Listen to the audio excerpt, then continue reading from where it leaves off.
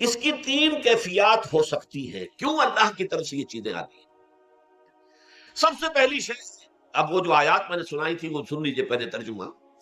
سورہ تغابن میں فرمایا ما صاب من مصیبت الا باذن اللہ. دیکھو کوئی مصیبت تم پر نہیں آ سکتی، نہیں آتی مگر اللہ کے اذن سے.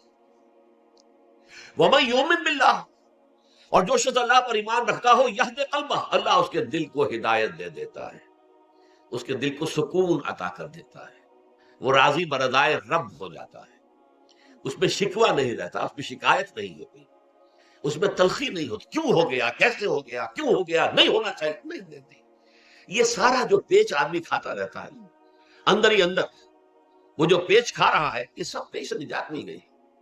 برو کشید سے پیچا کہ ہست بود مرا، چے اقدہا کے مقام رضا کشود مرا. یہ پیچ کھانا جو ہے، پیچا کے ہست بود، اس سے اللہ تعالیٰ نے مجھے نجات دے دی ہے مقام رضا کے ذریعے سے.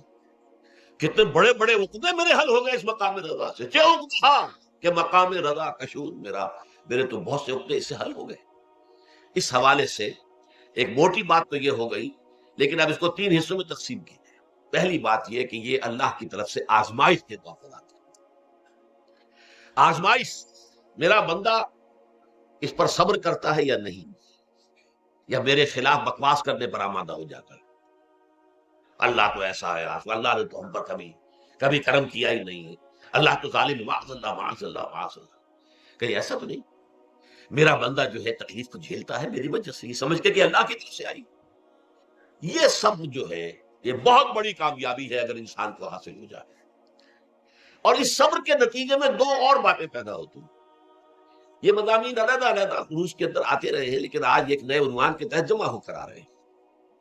پہلی بات یہ ہوتی ہے کہ یہ امتحان کا نتیجہ کیا نکلتا ہے کہ آپ نے ایک امتحان پاس کیا تو آپ کے اگلے درجے میں ترقی ہو جاتی ہے.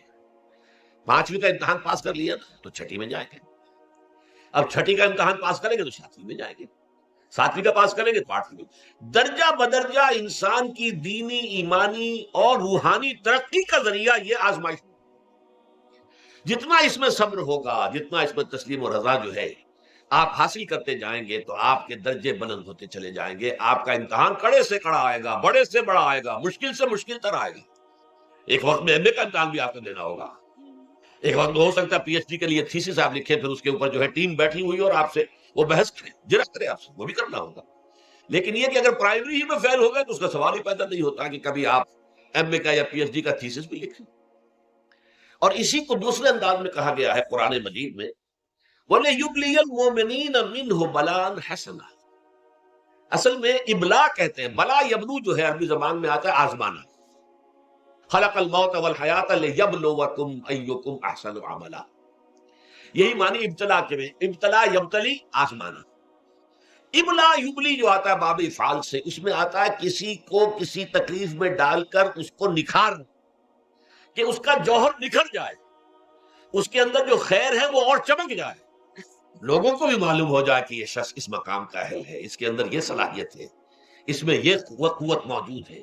تو یہ گویا کہ اہل ایمان کی صلاحیتوں کو نکھارنے کے لیے اور ان کے درجات کی ترقی کے لیے بھی اللہ تعالیٰ دنیا کے اندر یہ مصیبتیں اور امتحانات جو ہیں آزمائش کے حوالے سے افراد پر بھی اجتماعی طور پر بھی لاتا ہے. اور ایک اس کا اور بھی ہے، اہل ایمان پر اس طرح کی ابتلا و آزمائش کی ایک نوعیت اور بھی ہے، اور وہ یہ ہے کہ جو بھی آپ سے غیر ارادی طور پر یا یہ کہ آپ نے کوئی گناہ ارادی طور پر بھی کر لیا، اللہ تعالیٰ اس کی سزا اسی دنیا میں دے کر آخرت کی سزا سے محفوظ کر دیتا. گویا کہ اس سے بڑا خیر کیا ہوگا. یہاں کی سزا کیا ہے، جھیل لیا آپ نے، بخار آ گیا، ٹانگ ٹوٹ گئی، چلیے 3 مہینے آپ بستر پر پڑے رہے نا، اور کیا ہوا، کچھ نہیں. لیکن یہ کہ آخرت کی سزا ملتی ہے بہت عظیم. لہذا کفارہ بناتا ہے اللہ تعالیٰ ان جو بھی گناہ ہو گئے ہیں، غلطیاں ہو گئی ہیں، ان کا کفارہ اللہ تعالیٰ بندہ مومن کے لیے. حضور کی ایک حدیث ہے، اس کا مطلب مجھے اس وقت یاد نہیں ہے، کہ مومن کا معاملہ عجیب ہے، اس سے کوئی تکلیف پہنچتی ہے صبر کرتا ہے، اس کے گناہوں کا کفارہ بن جاتا ہے، اور اگر کوئی خوبی ملتی ہے تو اللہ تعالیٰ کا شکر ادا کرتا ہے، اس کے درجات بلند ہو جاتے ہیں. تو یہ معاملہ جو ہے اللہ تعالیٰ کی طرف سے بندہ مومن کے حق میں خیر، کہ در حقیقت اس کے ان گناہوں کی پاداش کہ جو اس نے یہاں کر لیے ہیں یہی دنیا میں دے کر دھو دیا جائے، پاک کر دیا جائے. جیسے آپ کو معلوم ہے دھوبی جو ہے کپڑے کو بھٹی میں چڑھاتا ہے، گرم پانی میں ڈالتا ہے کہ ڈالتا ہے تاکہ اس کا میل نکلے، اس کے آگے پٹکتا بھی ہے ذرا اس کو تاکہ وہ میل اچھی طرح چھٹ جائے اس سے۔ اسی طرح اگر دنیا میں ہمارے میل چھٹ جائیں، دنیا میں اگر ہمارے گناہ دھل جائیں، تو یہ بڑے نفع کا سودا ہے، بڑے نفع کا سودا ہے، بڑے نفع کا سودا ہے۔ اس اعتبار سے آپ غور کیجئے کہ اگر یہ حقائق ہمارے سامنے رہے تو کیا کوئی تکلیف دنیا کی ہمیں بھاری محسوس ہوگی؟